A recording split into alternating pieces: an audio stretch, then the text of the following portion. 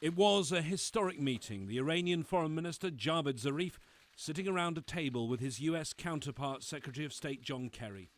Less than 3 weeks ago, that meeting and the phone call between the new Iranian President Hassan Rouhani and President Obama set a new tone in relations between Iran and the West. Now, though, the big test, detailed talks on Iran's nuclear program. In New York, at the German mission to the United Nations, I asked Germany's ambassador how optimistic he was. His words were carefully chosen and cautious. Iran must remove the doubts of the international community about the exclusively peaceful nature of its nuclear program. We welcome the fact that the Iranian government here in New York was giving indications that it is prepared to do so. These latest talks follow stalled efforts earlier this year. These were the demands made to Iran at an earlier meeting in Almaty in Kazakhstan.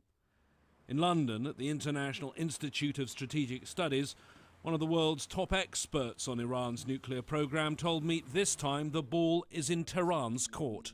The Western position has been on the table for many months. It's what they proposed in Almaty back in the spring. They've asked Iran to stop ship and shut, stop 20% enrichment, ship out of the country the accumulated stockpile of 20% enriched uranium, and shut down the activities at Fordo, the deeply buried enrichment facility, in exchange for which they were willing to lift some sanctions, not enough for Iran, and to engage in some other cooperation.